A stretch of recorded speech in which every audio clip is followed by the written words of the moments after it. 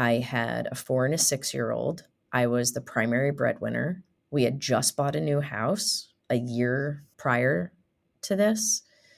And my first thought was I would be better off to my family dead.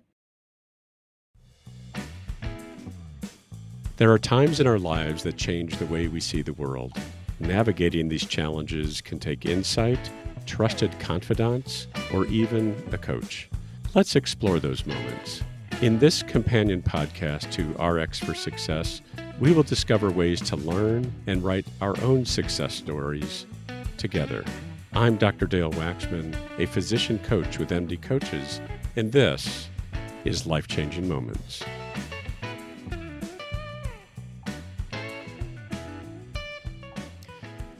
In contrast to most professions, physicians invest many years to hone their craft and become highly proficient in some very specific skills.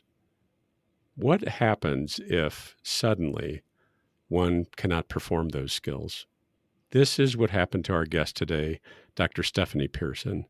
The compelling story about her path into medicine, a work-related injury that ended her clinical career, and her professional transformation that followed is covered in RX for Success podcast episode number 123.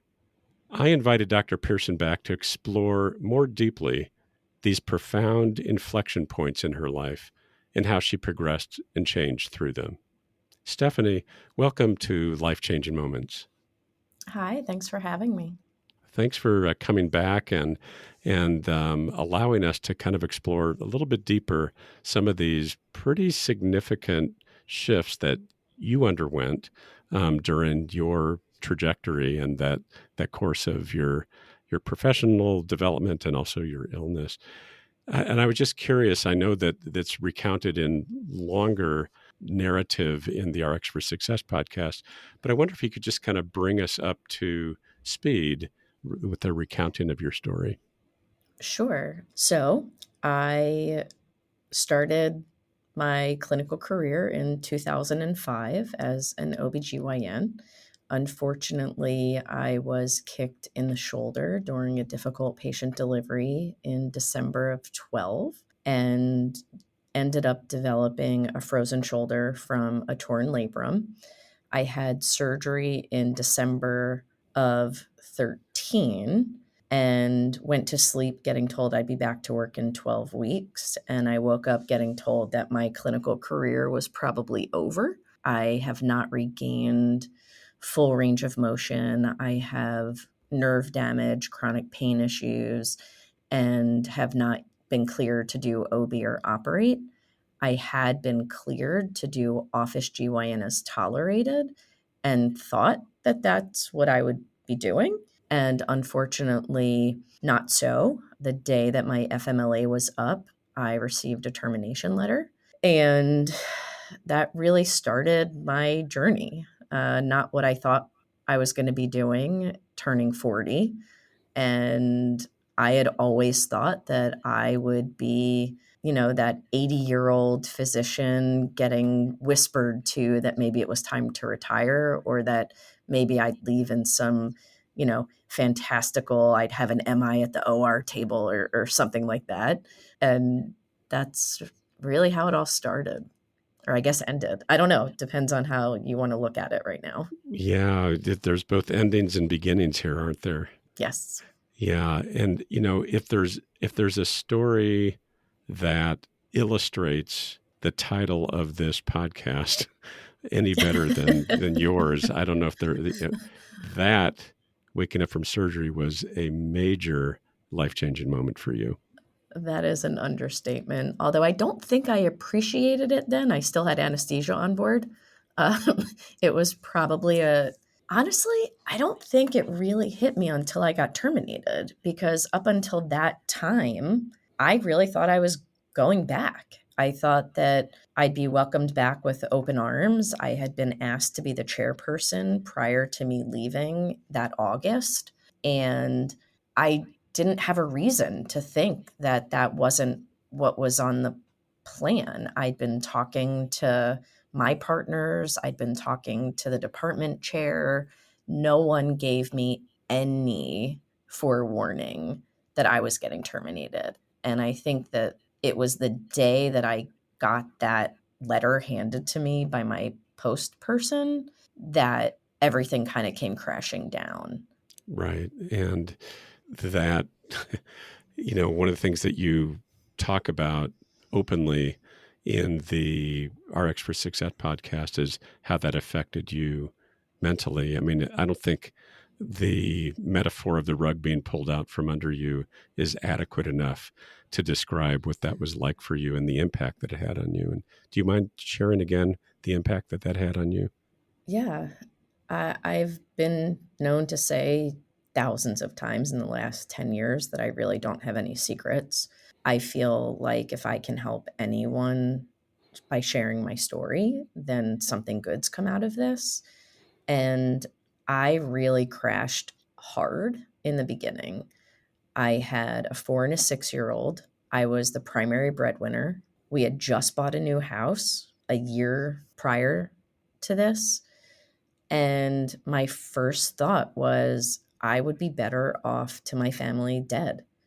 And I knew that I was overfunded for life insurance and underfunded for disability insurance because we had figured that out while I was home recuperating and trying to plan ahead so that we weren't caught kind of chasing our tail. And at the time, it seemed like a realistic, honest thought. I was really only thinking financially, but I was like, "Oh my god, what am I going to do now? My family relies on this." I had kind of tongue in cheek told my husband when we got together that, I would always make money, but I'm not a good house cleaner. And all of a sudden I was like, "Uh-oh, now I'm not making money and I'm still not a good house cleaner and I can't do it because my shoulder doesn't work," right? And that was really the beginning of a downward spiral. I wrote my husband letters, I wrote my kids letters. I had a plan. I was already in extensive therapy. I was seeing a psychologist at the time 3 days a week, which is a lot. And really, what got me not to do it, which seems crazy, is my husband had done two things. And I think I talked about one of these on RX for Success, but I didn't talk on the other one. My husband was actually smart enough that when everything was happening, he actually got me to sign for additional life insurance. And that life insurance had a 2-year suicide limitation, meaning if I died by suicide within the first 2 years of signing up for the policy, it wouldn't pay out. And so I signed it without thinking about it. And then he said, "Okay, look, now you can't do anything because now we're not getting this money if you kill yourself." And then he took it a step further by bringing home a puppy, putting her on my bed and saying, "Look, I get it. The boys and I aren't quite enough right now to get you out of bed. You have a choice. You can be surrounded by filth, or you can get out of bed and start taking care of something like you're supposed to." And at the time, I hated him. I mean, I was like, "What are you doing to me?" It was I was very victim oriented, but it saved my life. I started going on really long walks with her, taking her to the dog park where people didn't know me as Dr. Pearson, right? It wasn't my normal world. And so I got to slowly come out of my shell and just be Stephanie and meet people and not have to go through the story, because at the dog park, right, people are just friendly. It's just, "How's your day going? Let's talk about dogs," right? And so all of those things kind of in concert started really pulling me out of my own funk. Today's episode is brought to you by Doc to Doc Lending. Doc to Doc provides match day loans of up to $25,000 to fourth-year medical students and current residents. These loans are designed to help students cover personal expenses, such as moving costs, housing down payments, and living expenses before and during residency. With fixed interest rates, flexible repayment terms, and no prepayment penalties, Doc to Doc Match Day loans provide financial flexibility and allow students to focus on their exciting journey towards becoming a physician. Doc to Doc was founded for doctors by doctors. They understand the challenges and hard work involved in becoming a doctor, and they support doctors throughout their careers. Using their in-house lending platform, Doc to Doc considers the unique financial considerations of doctors that are not typically considered by traditional financial institutions. So don't let financial stress hold you back from achieving your goals. Doc to Doc Lending has you covered. Visit www.doc2doclending.com/mdcoaches to learn more.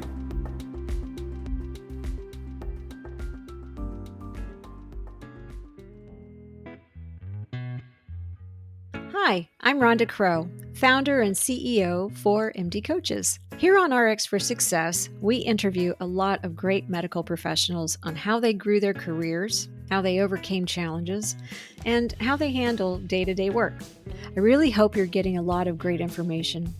But if you're looking for an answer to a specific problem, management or administration challenge, or if you're feeling just a bit burnt out, like maybe you chose the wrong career, well, then there's a faster way to get the help you need. No, it's not counseling, it's coaching. RX for Success is produced by MD Coaches, a team of physicians who have been where you are. I know you're used to going it alone, but you don't have to. Get the support you need today. Visit us at mymdcoaches.com to schedule your complimentary consultation. Again, that's mymdcoaches.com, because you're not in this alone. We'll get back to our interview in just a moment, but right now I want to tell you a little bit about Physician Outlook. If you haven't discovered this remarkable magazine, please do so very soon. It was created by physicians, for physicians, to showcase the intersection between clinical and non-clinical interests, whether it's writing, painting, cooking, politics, and dozens of other topics. Physician Outlook gives a physician perspective. It's available online and in print. It's really unique among physician lifestyle magazines. And like the Prescription for Success podcast, Physician Outlook amplifies the voice of any physician who has something to say. It also engages patients who still believe in physician-led, team-based care. And Prescription for Success listeners can get 3 months free when you enter our promo code RX for Success and select the monthly option at checkout. That's a really great deal on this stunning publication. And now let's get back to today's interview. I'm curious, at that time, how did your inner dialogue shift? Once I realized that my family would not be better off without me dead, and that, my kids needed a mom and there was more to life than money, I think I just started going back to be honest, kind of the workaholic perfectionist Stephanie, and thinking, okay, enough's enough. Now I got to figure out what I'm going to do. I'm 40. My brain still works. My legs still work. I can't give up. I've never given up on anything in my life. And it kind of lit a fire under my ass, Mm-hmm. in that it would have been a lot different if I were 70, maybe, but I really started to kind of get back into the swing of things, for lack of better phrasing, and started initially really embracing being at home.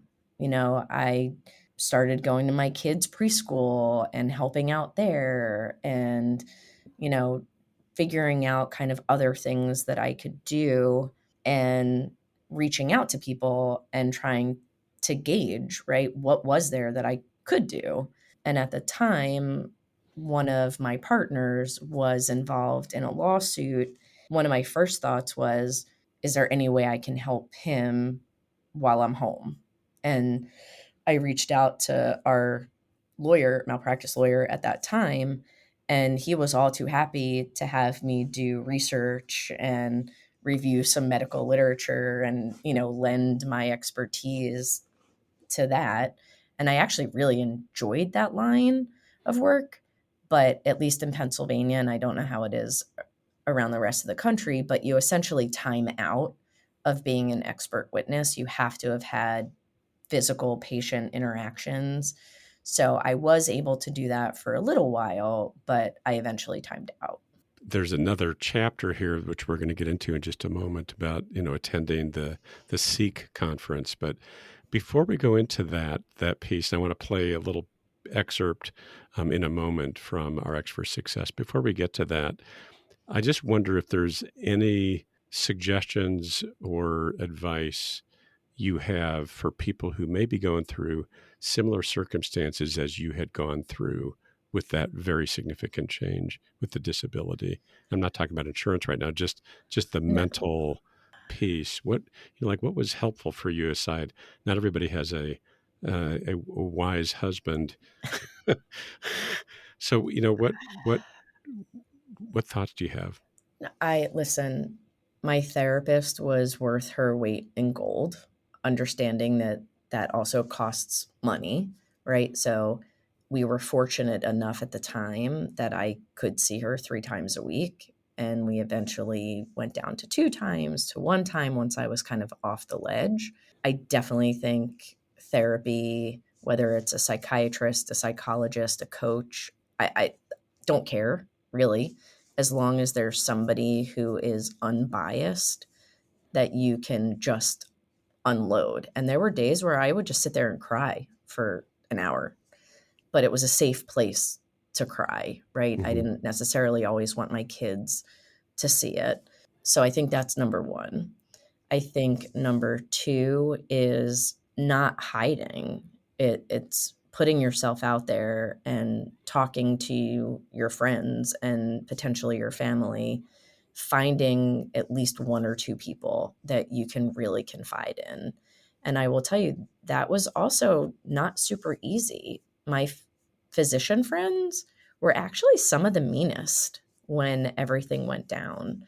And I had to actually distance myself from a lot of my physician friends and really latch on to, my best friends from college, my, friends who weren't physicians, which for a lot of us, there aren't that many, right? We go into medicine, our lives are the hospitals that we work in, the buildings that we work in. It's really hard to make friends as an adult. And I think that I actually was fortunate that my kids were the ages that they were, because in preschool, I find or have found that that's where parents actually do meet and talk. Once your kids are in elementary school and beyond, there's not as much parent interaction. So looking back, I think that that was also really helpful that I had friends outside of medicine, which also ties into that whole identity piece.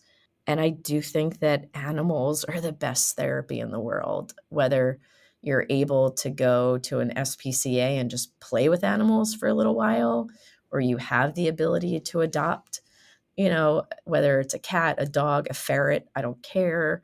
There's so much science and literature behind pet therapy.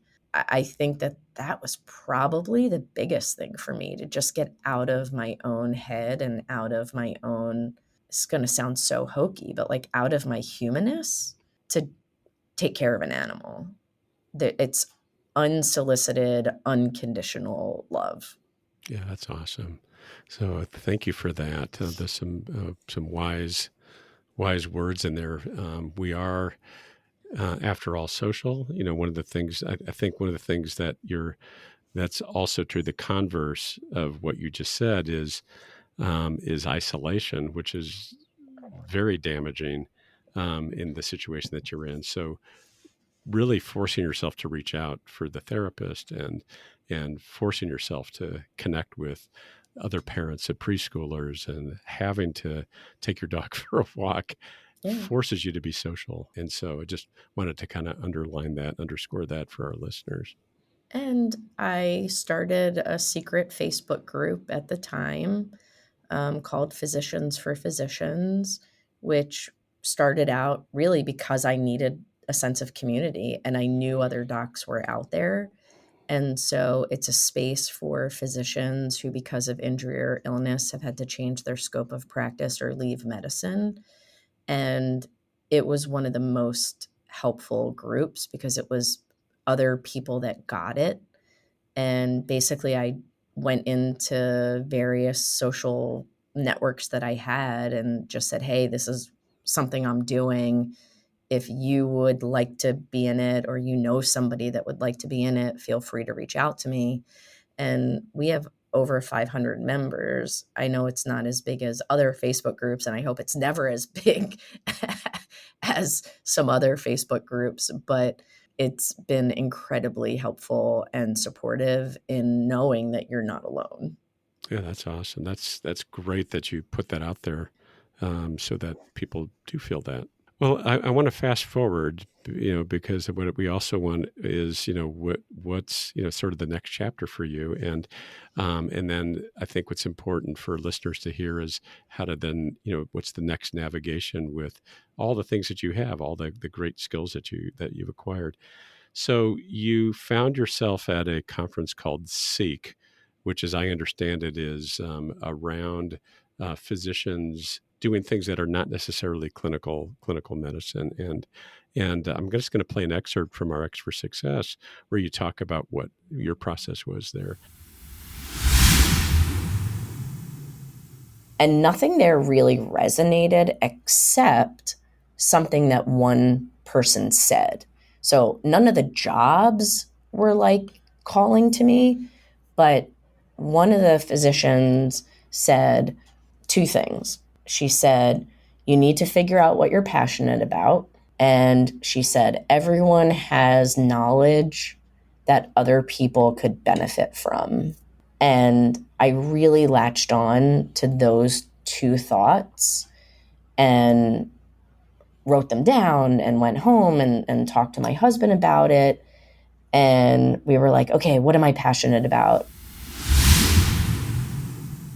So take us forward. So what did you find out that you're passionate about?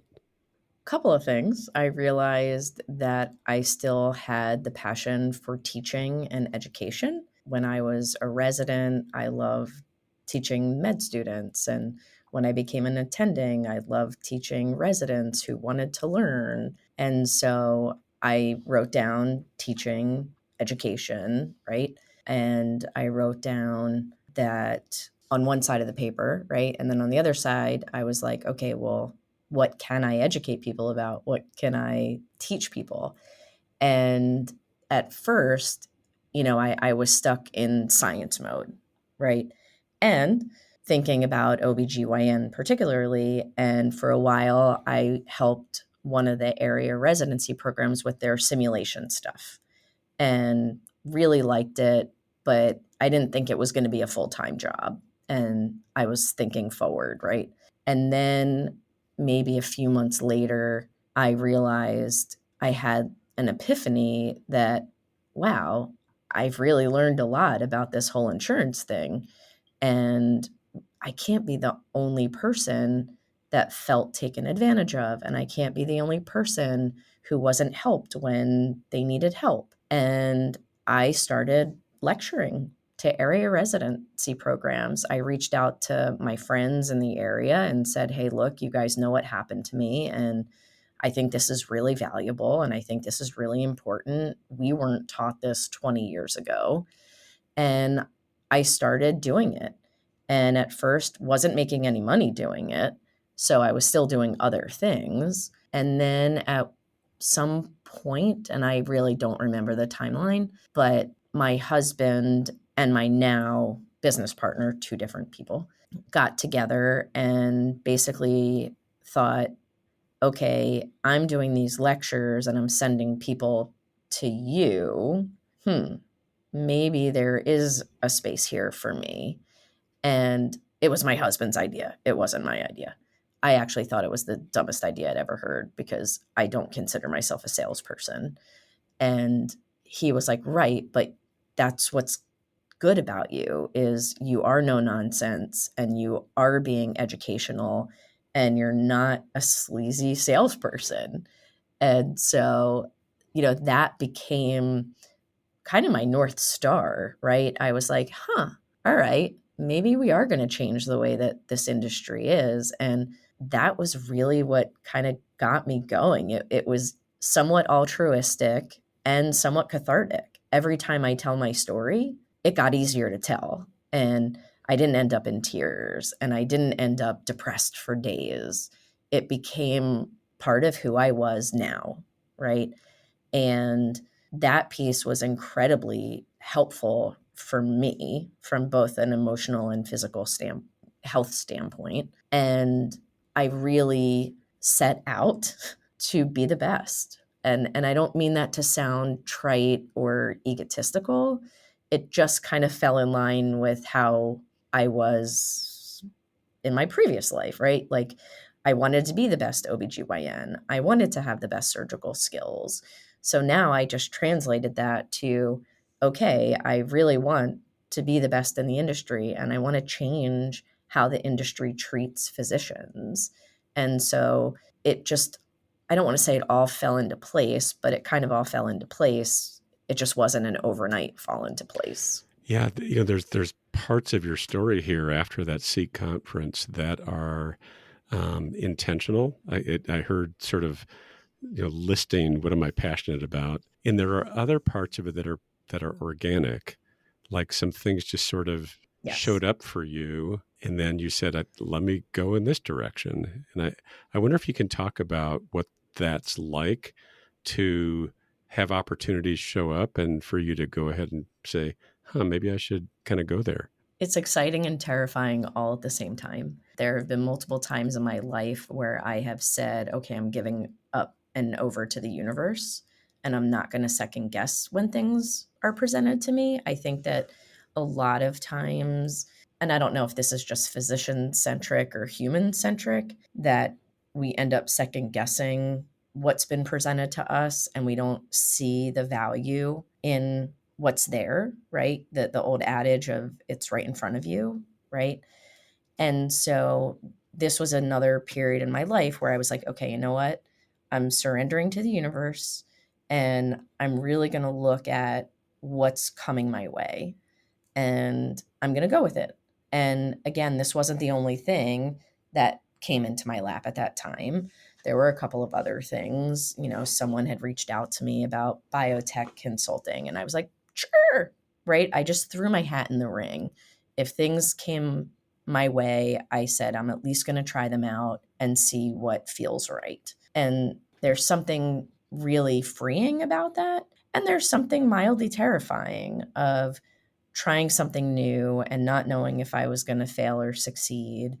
And with the whole insurance thing, I had to take another set of tests, right, in a topic that I knew about disability, but I didn't really know about health and life. And, and I was like, oh my God, what if I don't pass this test? And right, all that old fear of failure starts to creep in. But I just kept pushing through and saying, okay, bring it, let's see what comes of this.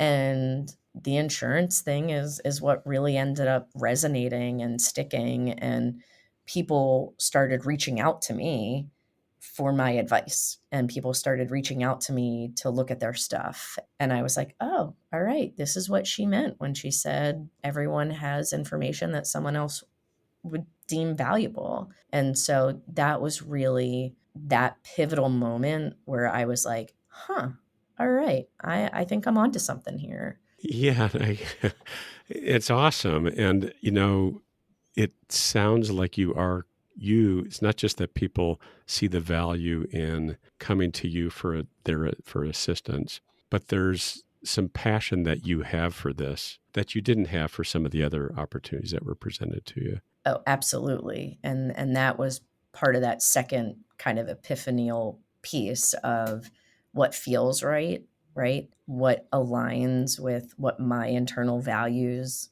are, and is it fun? I mean, I know that sounds kind of hokey, but I didn't really have fun doing the biotech consulting. I didn't really have fun doing the medical editing. Medical editing, sure, I felt like, okay, I have one foot in the physician space doing this, but it wasn't getting me excited to get out of bed. And this really was, I was like, all right, I'm actually helping people again, and I'm actually making a difference again. And I think that that's part of why we have been successful, is I think that people can sense that. Yeah, you offer such a great service. I mean, I certainly didn't get any of this information when I was in any of my training either. And then your compelling story that makes it, I'm sure, for your clients, man, she is driven for this not to happen to anybody else again. I hope so. I mean, that is exactly why I'm doing Yeah, what I'm yeah, doing. that's awesome. Well, Stephanie, just one last question. You've been wonderful in sharing of yourself in these pretty significant chapter in your life. As you look back on these last several years, when that pivot, that life changing moment happened, is there anything else you'd like to impart to our listeners about things that you've learned along the way that could be helpful to them? I think trust yourself. Again, going back to the kind of surrendering to the universe, I really do believe that things present themselves when we least expect it. And if we can stay open to the possibility that something is being presented for a good reason, and really trusting your gut, I've really come to trust my gut a lot more than I probably ever have. And realizing that things don't have to be perfect, right? What is it? The enemy of good is perfection. And I've had to let go of that. And I've had to accept the fact that I'm going to make mistakes along the way. But as long as I stay true to my values and true to what I'm passionate about, I think people can really go a far way. Excellent and wonderful advice for our listeners. I really Thanks. appreciate that. So, Dr. Stephanie Pearson, thank you again so much for coming back and imparting your wisdom. And I know that we have ways for people to find you through our website. And once again, thank you so much. Thank you for having me. Here are my takeaways from this conversation. Alexander Graham Bell is known to have said, "When one door closes, another opens." In his case, he was referring to the frequent failures he encountered as an inventor. Fortunately for all of us, he didn't quit at these junctures, but found ways to see another door opening to possibility and eventual success. Such is the case with Dr. Pearson. Though not an inventor, she encountered a sudden, unwelcome, and life altering setback along her professional path. Fortunately, with some hard work, she too was able to see another door opening. Here's what I heard about how she enabled herself to do just that. Number one, when confronted with the closed door, don't isolate. Seek therapy or counseling or coaching, for having an unbiased confidant to share your story in a safe place is critical for healing. Number two, to begin seeing the open door with more clarity, reflect on what you are passionate about and what knowledge you have that others can benefit from. Number three, trust yourself and trust what is happening in your life. As Dr. Pearson said so well, opportunities present themselves when we least expect them to. So stay open to the possibility that something is being presented for a reason and trust your gut and go in that direction. Finally, I really appreciated Dr. Pearson's reflections on the trappings of professional identity and her suggestions to connect with others without the shield and burden of the initials that come after our name. We are, after all, humans like all other humans. We have the same needs, frailties, and vulnerabilities as everyone else. And that serves as a reminder. If you're feeling a little trapped and having some difficulty seeing some open doors in your life, consider coaching from one of the physician coaches at MD Coaches. For more information, please contact us at mymdcoaches.com. Thank you for listening and be well. Thank you for tuning in to Life Changing Moments. If you enjoyed this episode, please be sure to rate us 5 stars and leave a review. Doing so helps our podcast reach more listeners. Have something to share? We'd love to hear your thoughts. Visit the MD Coaches community on Facebook groups. This dynamic virtual space is a place to continue discussion about life-changing moments and perhaps share some life-changing moments of your own. Join the conversation today.